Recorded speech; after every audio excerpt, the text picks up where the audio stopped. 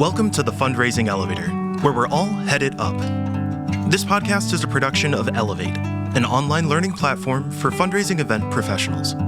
We're coming to you today from the studios of the AV department. Please welcome our hosts, Kristin Steele and Samantha Swaim. Here to take us to the next level in our event journey, talking about Event 201, please help me welcome back to the stage, Kristin Steele.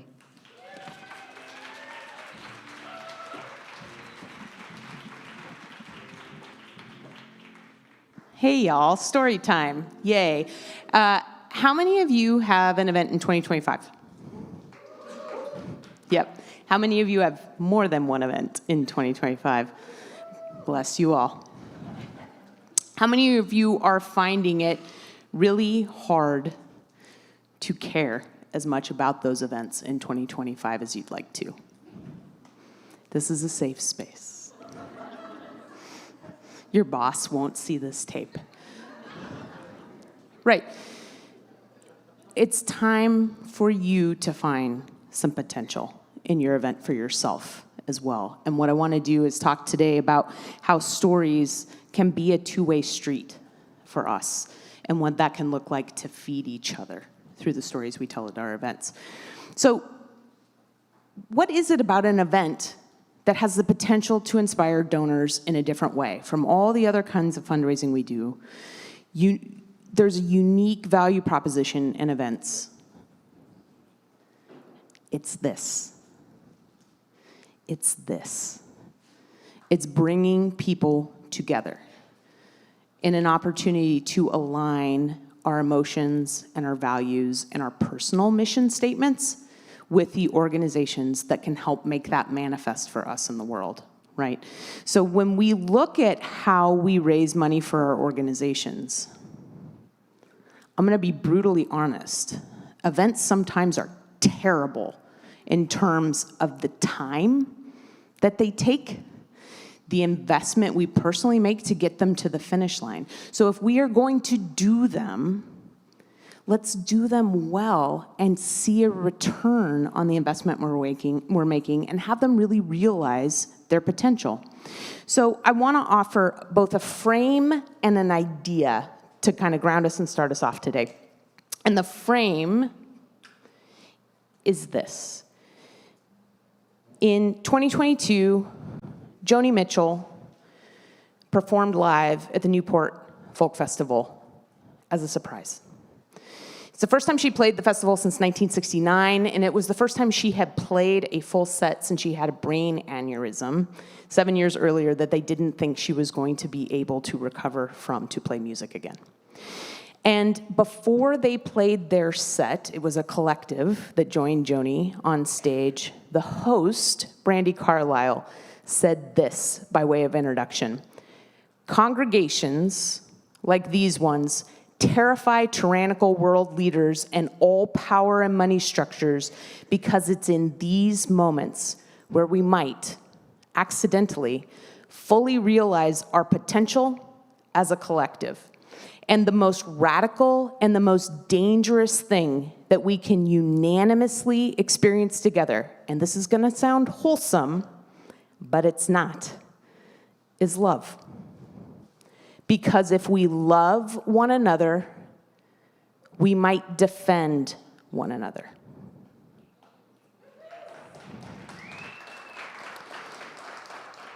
When our events are at their best, they are a two-way street where your donors, and when I say donors, I mean that in the broadest umbrella sense of the way. These are folks who give you time, energy, resource, in addition to money. When our supporters are fed, where you, as a part of the organization, are fed, when the organization is fed, and when all of you come together as a collective to build the world as we would like to see it. You'll hear some refrains here today from Sam and I. So that's a frame. The next piece is an idea. Oops, I'm going backwards. It's not going to help us. Let's go forward. We're going forward in our story today. The other is an idea that, to me, gets at the idea of why events versus other forms of fundraising and also is what I believe the potential of the sector is as well. So early 20th century French sociologist came up with this, his name is Émile Durkheim, came up with this idea of collective effervescence. It's just a great name, right? Feels bubbly, right? And what it was, this was framed in a religious context given the time and the work he was doing, but it gets at some things that make congregations and coming together imperative for me. When we come together, when groups come together, sometimes we start to simultaneously communicate the same thought and participate in the same action. And that doing creates a collective effervescence where the sum is more than its individual parts. We together, there's a reason why groups of people together do more than we could with that effort divided by the number of people in the group, right? There's something more that happens. And that collective effervescence, Durkheim believed, helped and does help people cope with life's challenges. This feels like a lovely table setting for you and your mission work and the ability to bring donors and supporters into that work so that all of you together can make manifest something bigger than just you or them on their own. These are photos that are sort of a visual of what I think of about that. If we put aside sort of the environmental disaster that is going to be made when all of these lanterns comes down, if we can just sort of put that over here for a moment. But look at that. There are small groups of people working on lanterns and releasing them into the sky. And then there are all of those lanterns in the sky. And when you look at that, you feel awe and participating in awe. And there is something about that that is separate and different from just, I want a live auction item. That dinner that they served was really great, right? There's a collective experience that those pieces are helping manifest, but that is different than those pieces. Sam talked about the 3 reasons why people give. This is from Susan Howlett, University of Washington. I want to hone in on the first, which is being a part of something. And I want to argue that we don't think enough as fundraisers about the donor's participation in the event itself. I'm going to say that again. We do not think enough about the donor's participation in the event. And I would argue that some of that is because we don't help donors see themselves as characters in the story of the event. Part of that is to make them feel like they belong at the event. That's, I got you the address, I told you where to park, there were wayfinding signs, you found your table, all of those things. Those are about logistical belonging, right? But the other part is for us to offer them a story that they can step into, that they can see themselves as a part of that story. So I want to talk about how we do that. There are arrows flying around all day, every day around us. I think of stories as arrows. Every idea, every action, every reaction, they're all arrows. They're all stories. Every arrow, though, has to have a point of origin, right? To be up in the sky. And the key is that you need to be that point of origin. You have to become an anchor for those arrows. How those arrows look, the speed they fly at, the trajectory that they take, you get to control that. It's the difference between save the date for our annual gala. Do I care? I don't care about that. Do I care about you? I'd like to. So why don't you say something different, like, you're invited to be a part of a magical evening, ... Name story here. It's a different arrow you're shooting, right? I feel like the first one, you're just sort of shooting it straight into the ground or somebody's foot, right? Think about where these arrows are intended to go. Because once they're in flight, they've got to land somewhere. You can't shoot an arrow without it landing somewhere. Does anybody remember the flaming arrow scene from the movie Garden State? Yes.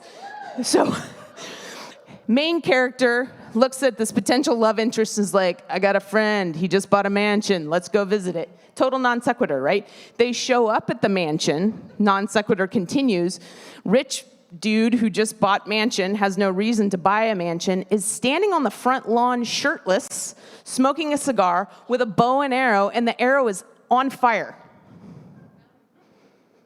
He just looks up at the sky and lets it go. And then you're looking at these characters for like a split second, and they're all just kind of standing there. You as the watcher are like, he just shot that thing in the air.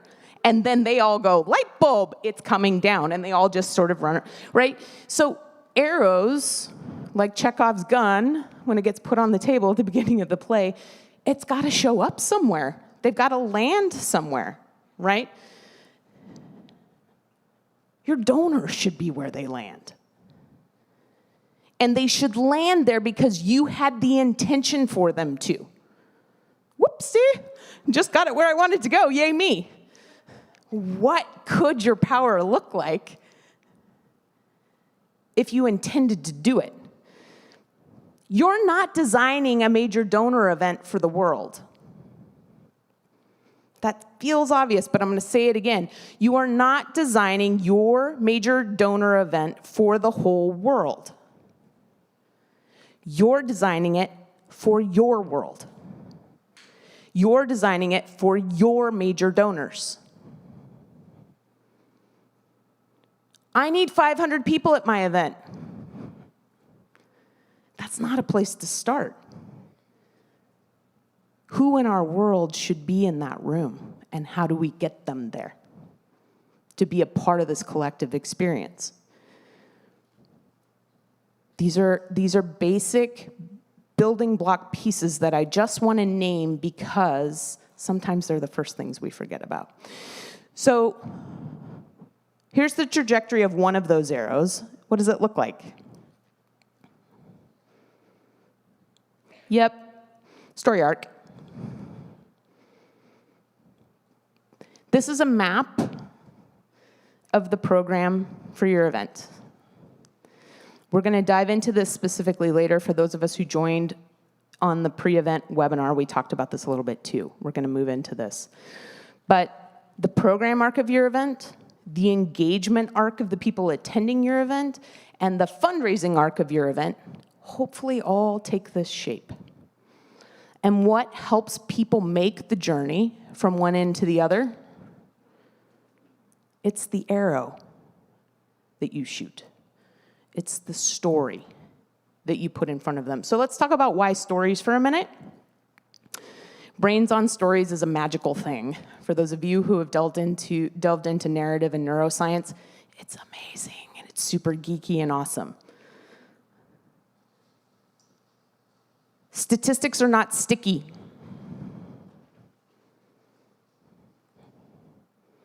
At an event, in a room full of people, statistics are not sticky. Stories are sticky. Why are stories sticky? Because it's how we are all hardwired as humans to take in the world. When I'm sitting at dinner with my best friend, and my best friend just busts up from the table and leaves the room, instead of me sitting there going, God, what a jerk, I start crafting a narrative, right? Oh, they must have got that phone call. Oh, maybe dinner didn't settle so well, right? We immediately fill in gaps of space with narrative because that's how we're hardwired as human beings.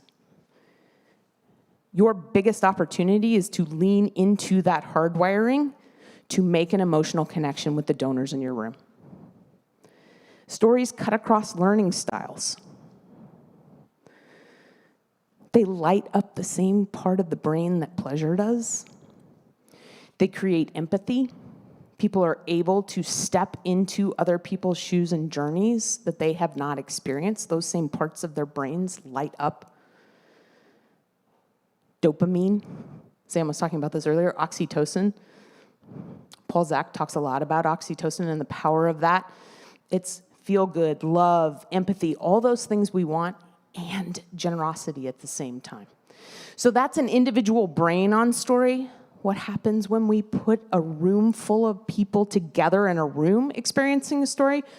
Turns out it's pretty cool. University of London did a study where they took a group of people, hooked them up to machines that tested heart rate, respiration, perspiration, all of those key indicators, and put them in a room and had them watch a theatrical play together. So live people on stage, live people in the room. And the measurements found that in watching that story together, the audience's heartbeats synced. So we are not only having an individual experience of empathy and trajectory with the story that's happening on stage, we're having it with each other together watching it. And a really cool thing found that when people who had come to the study together and knew each other already, when they went out to intermission, their heartbeats stayed synced. Exactly. Oh, yes. This is good stuff. So when we talk about why events, this is the potential. I know sometimes we see dollar signs as the potential, but we are in mission-based work, changing hearts and minds to change the world outside. This is the key stuff about why events can be so amazing. So this is one kind of story arc. As it was, and then there was an obstacle, and then we see them wrestle through the dark night of the soul, right? And then there's some sort of solution that happens, and then there's now as it is. Maybe you all have experienced this. This sort of mirrors my Monday night, right? This is one kind of deficit-based story structure. And what I want to do is encourage us to maybe start to think about our event arrows toward our donors a little bit more like this. As it was, instead of it being an obstacle, what if it was an opportunity that helped make it not have to be a dark night of the soul, but rather that we understand we are actually in mission alignment and that the donor is a part of the solution and that we are all co-creating the world as we want to see it. This is an impact framing, right? This is an asset framing. It feels a little bit better. And it starts to invite in the two-way streets we were talking about earlier. When Joni Mitchell got up and sang, she impacted that crowd. But if you watch that footage, at every turn, the love that crowd was giving back was impacting her. In that play, the folks feeling that in the audience, the actors on the stage are feeling that. It's a two-way street. You're co-creating a narrative in that space that is specific to that time and that is never going to happen again. Your event is a one-time thing every time. What's that going to look like? So your event program is a story. And I am actually going to argue that the story of your event well precedes your first speaker taking the stage. The design of the arc of your event should match group dynamics and support fundraising. That's strategically what we're trying to do. Emotionally, what we're trying to do is make it feel effortless. We are on an arc right now together. We walked in this morning. We're on this arc. I hope we're not too far down the backside, but we're probably heading on the backside, and that's okay. If I fight it, we're both going to feel it.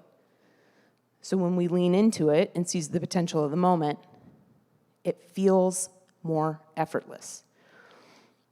Your fundraising arc relies on proper sequencing of events. If you do nothing else with the things you learn here this year, take a look at your program arc. You will change your fundraising. Because look what happens to the fundraising if you put too much in front of it. If you move other things in front of it, it moves, right? Does it move to our advantage? No, it heads down the backside. We want it to happen at the peak. And we're going to break this down into chapters and talk about how that sequence looks and what each piece is. This works in the hybrid space as well, when you have multiple audiences. When you pit your donor's energy and your program sequence against each other, something will lose, and it's going to be your fundraising. And it's going to be how your donors feel about that event afterwards. 5 chapters. There's a welcome, and we'll go into detail on each of these. There's a welcome. There's an about your organization, because we cannot assume, even at a major donor event, that everyone in that room knows who we are and what we do. And to be honest, you probably aren't doing it the same way you did it 20 years ago if you've been around that long. It's all dynamic space. Invite each other into that dynamic space so that we can continue to be in mission alignment, right? Then there's your fundraising. Be bold. You're having this event as a fundraising event. Everyone knows that. It's not like, whoop, surprise. I lured you in with the aerialists and now we're going to raise money. No, they knew that. And that's why they're there. So show them that you're taking that seriously. Please. And then celebration. I want to point out, and we'll talk about this in a minute, that this is often the flip that people can make to see the most impact. A lot of people do the celebration first, thinking, I got to butter them up. No. Use their time well, raise the money, and then celebrate. They'll want to lean into celebration so much more with you then. And then gratitude. Because if we're all going to do this work together, we might as well like each other and thank each other for it, right? So let's talk about chapter 1. This is your welcome. I'm going to argue again that this welcome starts way back there. When you're save the date, when your table host, when your first mentions of the event start, that's when you're slinging arrows. That's where they start. And if you start them all the way back there, you need to think about what they are, right? When people get to the event, this is how they understand how to participate and what we're all there to do together. This is how they know how to be a part of this community. You establish the rules of engagement. This is also where your host needs to come in. If you're not thinking about who the narrator of your story is, how they're connected, how they're going to commune with your audience, please do. That MC is the person taking the hand of everyone in the room and walking them through the story together with you. It's an important choice. Chapter 2, about the organization. We like a show and tell method where you have an organizational video that shows your work in action and an organizational speaker. Most often this is your executive director who is telling the vision and dream of the organization. How many of you, don't raise your hands, you can wink. How many of you, this is the wrestling match, who the organizational speaker is going to be, what they're going to talk about? You have to show them your bigger arc so that they understand the story they're telling and how it fits into the bigger narrative. This is not plug and play. All of these pieces have to work together and build on one another for there to be a coherent narrative for the people in the room. People say, how long is this? This section of our program takes 35 minutes. No. 8. This is 8 minutes. 5-minute video, 3-minute org speaker. I will talk to you if you would like to help you figure out how to make that happen. We only have so long for an attention span. The computers in our pocket are making it worse. Get them, move them, tell them an impactful story, but do it in an efficient way. Fundraising, this should happen at the peak.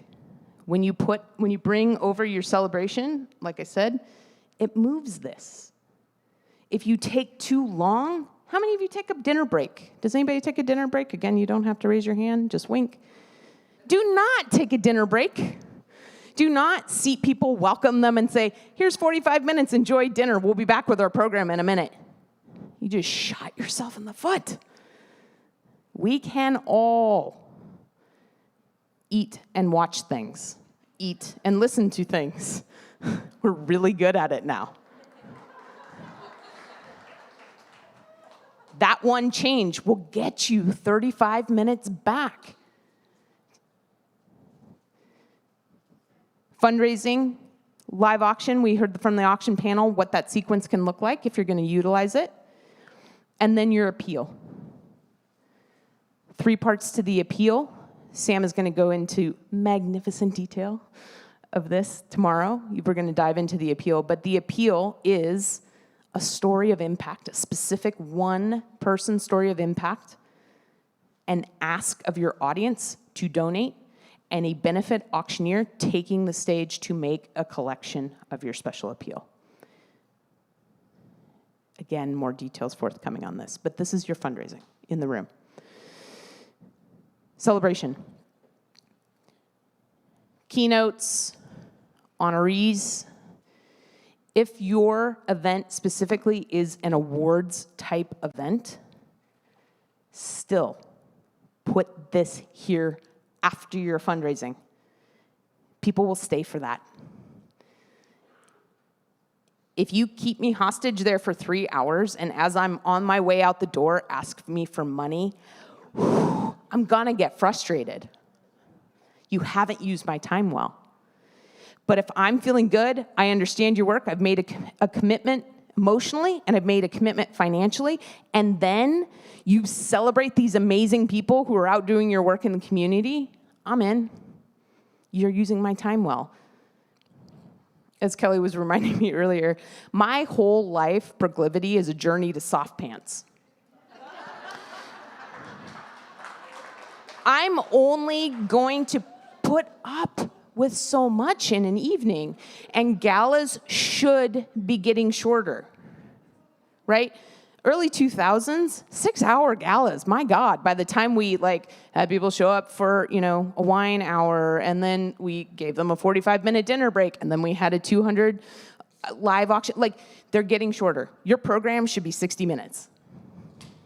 60 minutes, start to finish your arrow, give it enough oomph, 60 minutes later, it should land. You're done. This is where you put all of that celebration. Dancing, DJ. Yes, we like to dance. We can do it after we've done the fundraising. And then we've all worked on this together. This is your gratitude.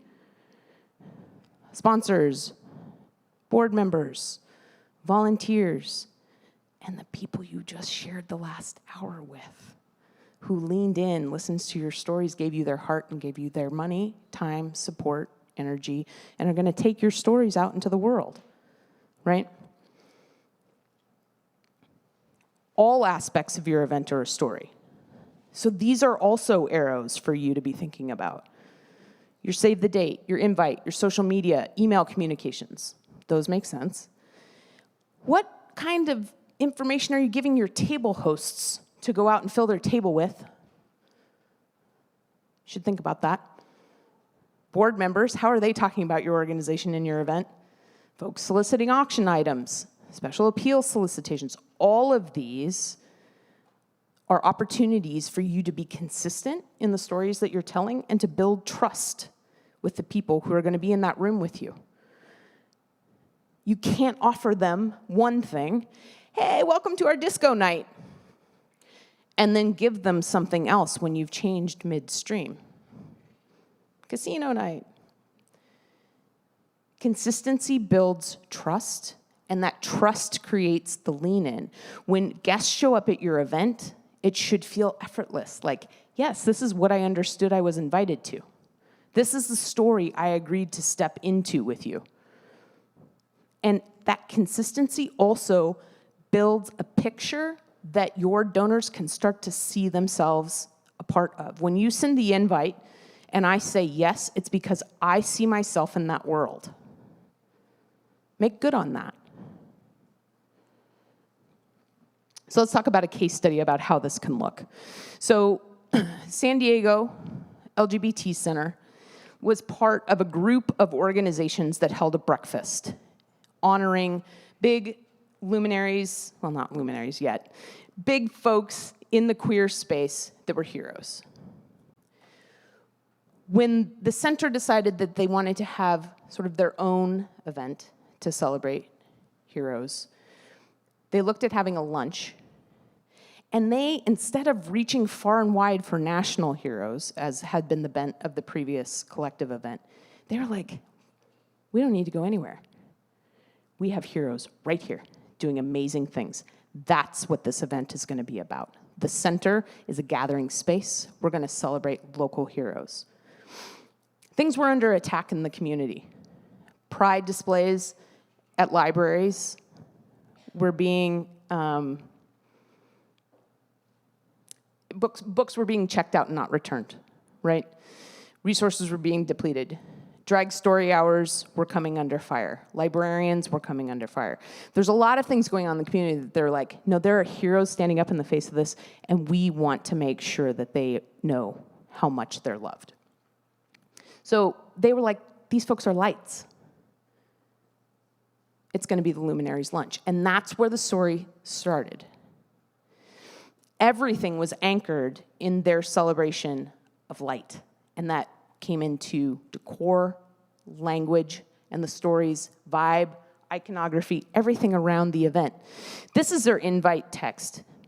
Join us for the inaugural LGBTQ plus Luminaries lunch. We'll gather to celebrate our community and the amazing people who use their voices to light a path of safety, wellness, togetherness, and joy. We are all brighter when we come together to shine, and we can't wait to see you. Already, come be a part of. Welcome in. We're the center. Welcome in, right? This idea of luminaries and illumination showed up all over. So these are their centerpieces, printed on vellum around a light, literally light in the middle of the table. This is the welcome letter from their deputy CEO in their program. We are so excited you are joining us for the inaugural Luminaries lunch. We value gathering and making space for us to be our glowing, amazing selves together. And today is all about San Diego's most luminous LGBTQ plus heroes who share their vision, talents, and stories across our community. Today is also about providing the opportunity during Pride Month for us to come together as a broader community, allies, business leaders, electeds, families, to bask in each other's light and celebrate what makes San Diego the unique and important place we call home. I'm honored to share the stories of today's honorees with all of you. Their light makes everything brighter. Arrows starting to land, right? And also, welcome in. Super, super important. This is the stage at the event. Luminaries, just as a backdrop, as that reminder. Their host, Evan Noriani, local news anchor, which sometimes can be hit and miss in the connection to the organization. This guy was a home run. He's queer. He lives in the community. He had been looking for an opportunity to be more involved and more activated. They now have a permanent host. And to boot, his last name, Noriani, is Arabic for luminous.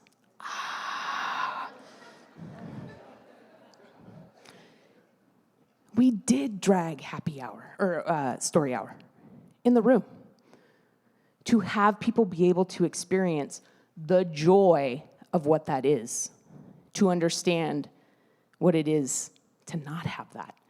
And the book they're reading, The Library of Many Colors, was written by the center to tell the story of these amazing libraries that are spaces for everybody to be able to see their stories in. These are their honorees. They were icons in the fight in the community. And in their inaugural year, they named Tracy Jada O'Brien and Chris Shaw, who are pillars in the community and have been for decades and decades and decades, signaling to people then and now, all of us together. special appeal. This was a magic moment of a two-way. So often we recommend that special appeal stories happen in video. We had their special appeal speaker in the room. And they told in person the story of how the center was a light for them and how they found their light at the center. And this did a couple of things. One, it fed the room, but it also fed the appeal speaker. Because looking out in that room, which is inherent in the battles within the queer community, multi-generational mentorship of people telling their stories, creating spaces, creating safe spaces, and that whole room was holding them, there for them, celebrating them, right? Individual stories leading to collective strength is a really dominant narrative in the queer community at this center, and they were able to replicate that in the room in a magical way. And so this became that two-way street we were talking about, feeding and being fed. Seeing and being seen, collective emotion, collective effervescence happened in this room and really underscored Durkheim's idea that collective effervescence can help people cope with life's challenges. So this event becomes a place of invigoration, right? A place of celebration, where the work of the center is made manifest by everyone going out and creating safe spaces for others, celebrating each other, sharing their light. All of those arrows then become arrows that the donor takes, and then they walk into their life, and they shoot them to nestle in the heart of someone else. So anchor your story in you and the change you're trying to make in the world. And then let it fly into the heart of your donors because you want it to, because you mean it to. You control the speed and the grace and the trajectory of your arrows and your stories. And then be in connection and take the opportunity not only to feed, but to be fed. It's a two-way street, this work. That's the potential of all of us coming together and sharing our stories with one another. So we've got a couple of minutes. I will be here today and tomorrow to answer questions we don't get to, but does anybody have a question that I can address in the last couple of minutes we have left?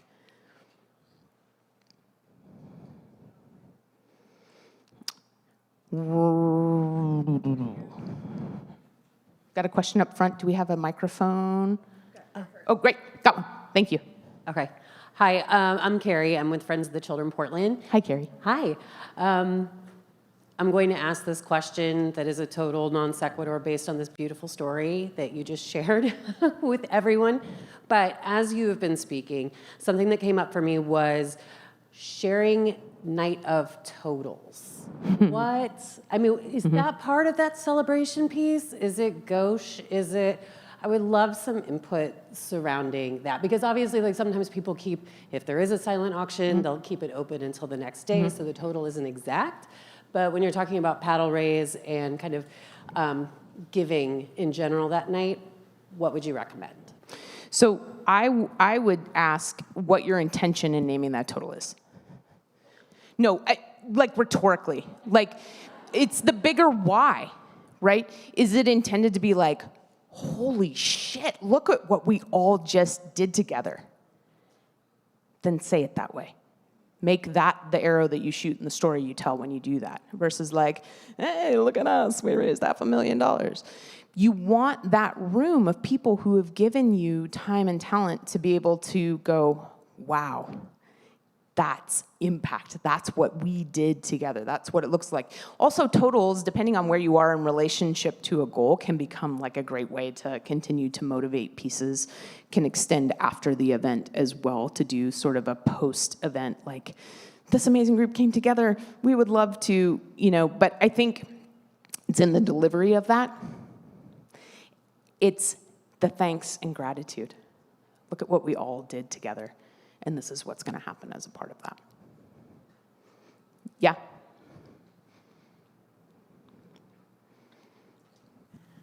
Hi, my name's Jennifer Huford, and I'm with Tucker Maxon School. And this might sound really cynical, but how do you mitigate the kind of COVID fatigue and donor burnout that we're seeing kind of everywhere now? I mean, it's exciting that we can all get back together again, but I'm just wondering how to mitigate that because it's real.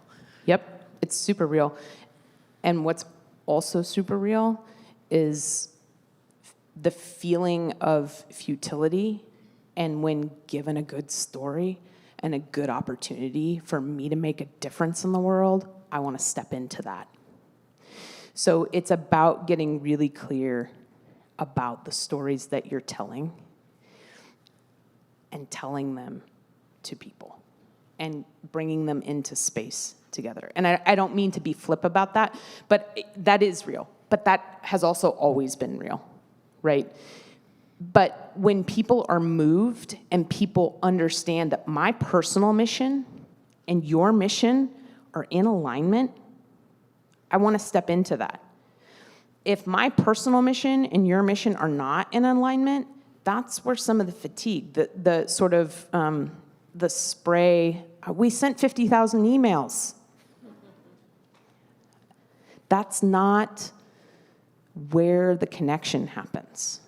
This is where the connection happens. And part of that COVID fatigue is also wanting email to do the work that we should actually be in relationship about. So if nothing else, it's about this, and this coming together means I get the opportunity to be in relationship to all of you. And that really is your opportunity. Thank you.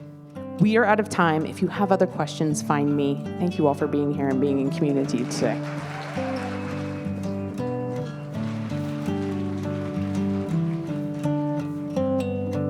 The Fundraising Elevator is produced in partnership with Swaim Strategies at the studios of the AV department. The program is produced and directed by Steve Osborne, with audio engineering and original music by Dwayne Anderson, Heidi Christensen, and Adam Breeden.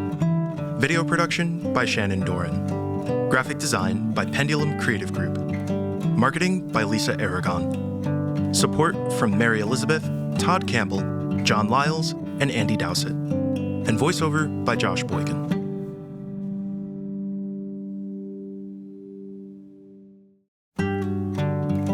Friends, before we leave you, we want to ask for your help to make the podcast grow. If you enjoyed what you heard today, please like, follow, subscribe to the Fundraising Elevator. And if you're getting a lot out of the show, please share it with a friend and leave a review. These things help make sure that the podcast continues heading up. Thank you so much for tuning in.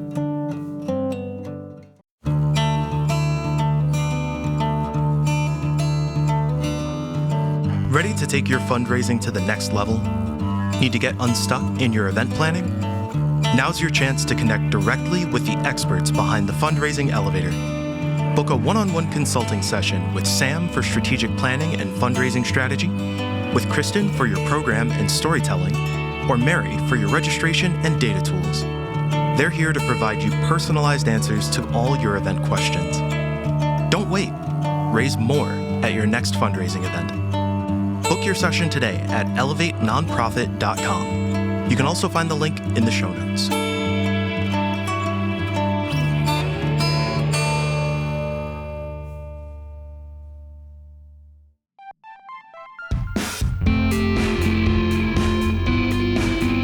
Are you ready to engage supporters and grow your base with your own podcast? Then let us introduce you to our partners at the AV department in Portland, Oregon. In addition to delivering exceptional live event audiovisual production and videography, they also have a top-tier production studio and an expert team ready to take your content ideas to the next level. Contact the AV department to schedule a consultation and start bringing your podcast vision to life.